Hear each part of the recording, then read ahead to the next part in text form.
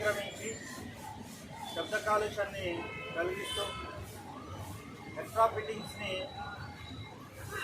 వెహికల్స్కి పెట్టుకొని అదేవిధంగా పరిమితికి మించి సౌండ్ వచ్చే విధంగా సైలెన్సర్స్ని బిగించడం జరిగింది.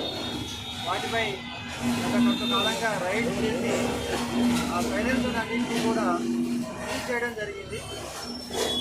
సైలెన్సర్ని ఎల్ఎస్ ప్రకారం పంపి వేసి వాటన్నింటినీ కూడా డిస్బ్యాండ్ చేయడం జరిగింది. ఈ ప్రెస్ మీట్ ద్వారా తిరుపతి పట్టణంలో ఉన్న వాహన వినియోగదారులకు ఎంబీఆర్ ప్రకారం పరిమితికి మించి లేకుండా ఎంబీఆర్ ప్రకారం మాత్రమే మీరందరూ కూడా వెహికల్స్ని వాడాలి. శబ్ద కాలుష్యాన్ని పెంచి రాత్రిపూట వాటితో సౌండ్ చేయడం వల్ల చాలామందికి నిద్రాభంగం కలిగే ప్రమాదం ఉంది. అదేవిధంగా పక్కన వెహికల్ వ్యక్తి కూడా భయపడి తన వెహికల్ కంట్రోల్ పోయే ప్రమాదం ఉంది. కాబట్టి ఇటువంటి వెహికల్స్ని ఆల్రెడీ మొన్న కొన్ని వెహికల్స్ని ఎక్స్ట్రా ఫిట్టింగ్స్ ఉన్నప్పుడు సీజ్ చేయడం కూడా జరిగింది, రైడ్స్కి వాడే వెహికల్స్.